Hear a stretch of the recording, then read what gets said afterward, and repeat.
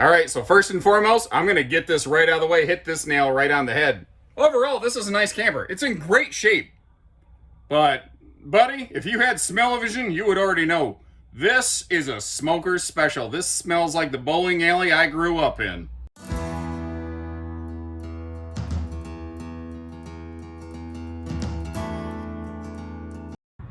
And if starting a video like that doesn't tell you that we're willing to shoot you straight, I don't know what will. My name's Josh the RV Nerd. This is 6,670 pounds. It's a Passport 3350 bunkhouse. 2 slides, living room super slide, private brunk room slide. Why not? We'll roll with it, do it live. With a cool little ConvertiCube job. It's interesting. It's a triple bunk that can sleep 4 because of the way that thing works. But in the bunk room, instead of a 4th dedicated bunk, this has some of the most ridiculous storage you've ever seen back there. Frankly, it's the largest concentration of storage, I think, in the entire camper. The RV has an enclosed belly, wide stance axles to help offset its long length. It has a Camp Queen bed. I want to make sure you're aware of that. It also does not have a fully walkable roof. If you'd like to learn a little bit more about that, stick around with me later here as I explain what that means.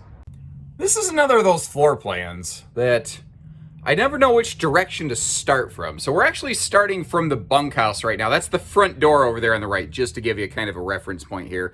And I think I kind of want to start with the entertainment and work my way around from there. One of the things that, like at a glance from this angle, you look at this and you're like, oh, that's a neck crank entertainment center. It is a little bit of an angled wall. But that, you see how there's a buckle strap on there? That's because that's not a fixed mounted TV. That is a swivel, like, pivoting television. So if you want to face it right over in front of that tri-fold sleeper sofa right there, which also makes for a nice kind of plush seating area, you can do that too. Big windows that open for some airflow over here on the face of the super slide. Now, you don't have slide side breeze windows. That's just something that was normal on Passport during this generation, as it were. Now, is that not working, or did I forget to click it? I forgot to click it. So, you know, I'm certainly capable of making dumber mistakes. I think I've actually had dumber things than that on camera before.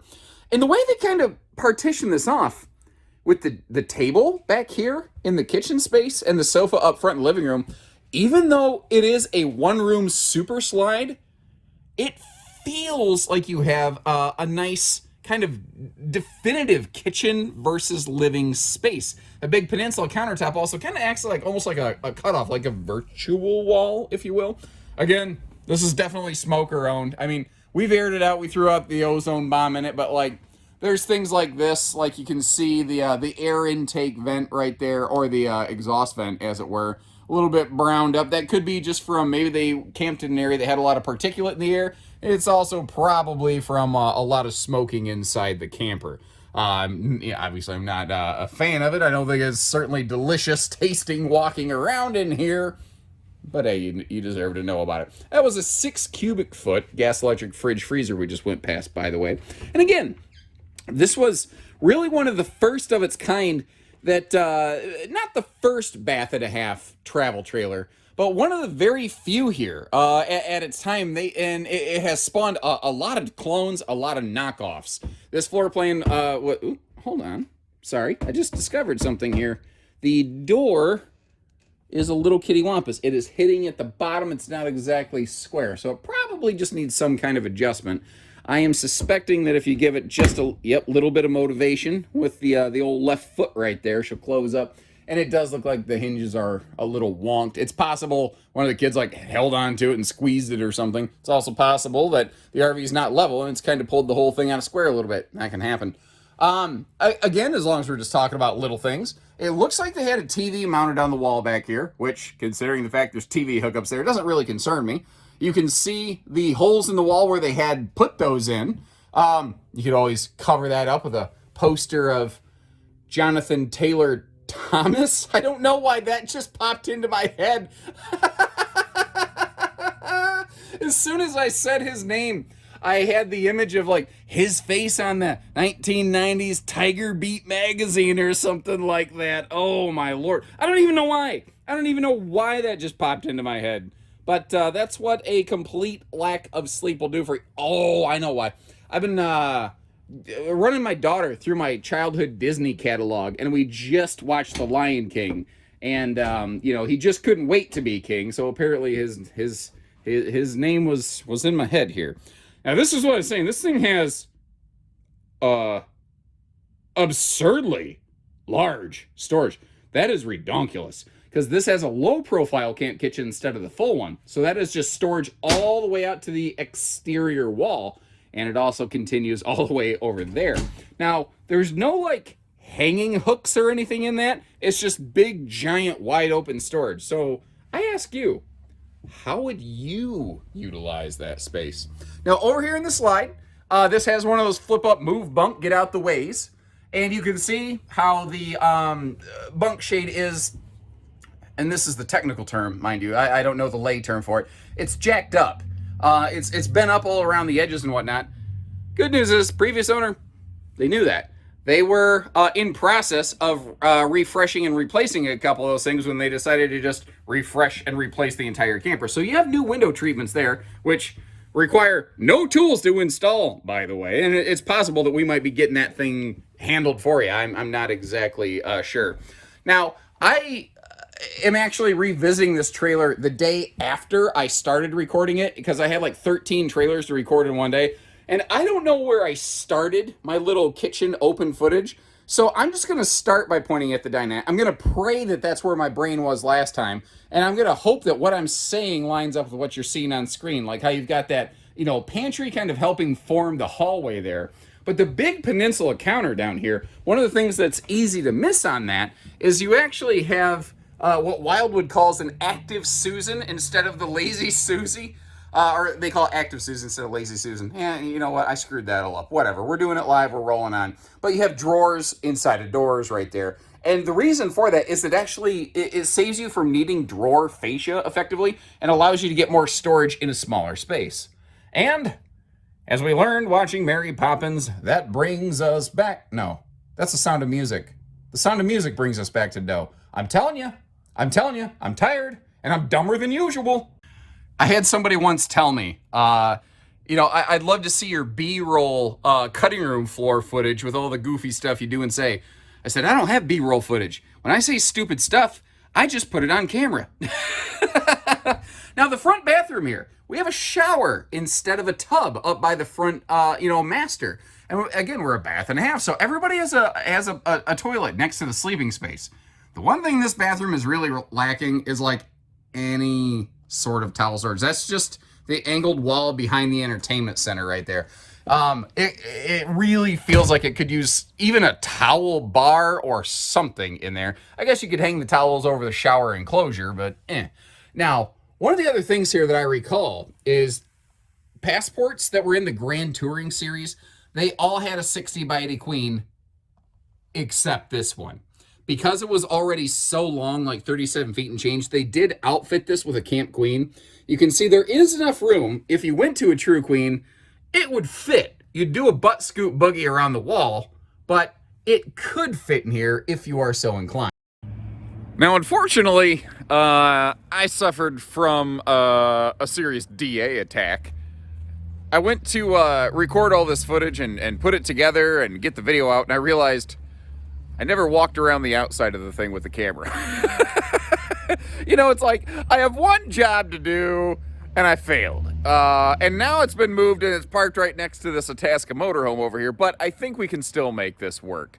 Overall, the exterior looks pretty good. Actually, since we first got this in and I failed to record the outside, we've had some light rains, and it washed off some of that exterior, just kind of storage or travel dust, and I think it's actually looking better than it was, so maybe things have a way of working out, you know.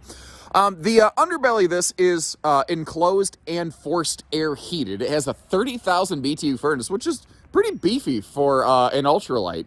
That doesn't make it a Magic Force Seasons camper. I kind of want to make that clear. This is a really good extended season camper. I will tell you, though, I've been in passports in single-digit weather in January, and we had it winterized, but the RVs stayed warm and got warm quickly. I was actually very impressed. Now, the tires look factory original, so if you're someone who likes to replace tires based on the date, kind of keep that in the old memory banks right there. And you can see how they are a wide stance system. This is a long trailer. It is 37 feet, some odd inches long. it's, I want to really point this out because, like, you hear 6,670 pounds, and immediately a lot of people start going, woo, half-ton towable, yeah, baby. Well, 37 feet's a lot of trailer. And the proper half-ton could do it, but just because of the size of this, a bigger truck really wouldn't be a bad idea. But the wide stance axles will actually help it tow and feel like it's a little bit shorter. It basically helps you cheat the wheelbase, which is cool. Now, on the back here, this is some really crafty, creative design. You've got an outside utility shower with hot and cold right on the back, but it's right around the corner from what is or maybe was the camp kitchen. I say that because evidently the previous owner either had no need for that outside fridge or it broke. I don't know. Either way, you still got the pull-out cooktop and the little sink, which in itself is almost like a second little outside shower because that's hot and cold. You have a little sprayer hose job. You've also got these cool little dual wing-out countertops. And I'll tell you a handy little thing on these.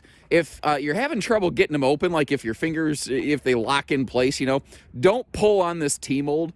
Actually reach your hand underneath and you can push them open that way without ripping the face of that off. I did that wrong for like an entire year before I stumbled into that trick one day. I was like, huh, well, yeah, that makes more sense. Now, again, I apologize that we are up so darn close over here. What I do want to point out, though, again, you've got that direct entry half bath door. It has its own deadbolt. You've also got a power awning, which nicely clears both doors.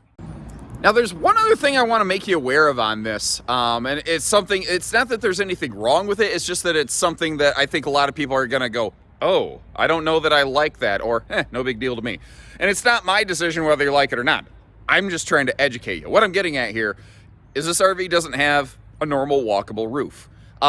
Structurally, this thing works just great. Actually, the overall structure of this is almost the same as that bigger Cougar over there that has the big walk-on roof and all that stuff.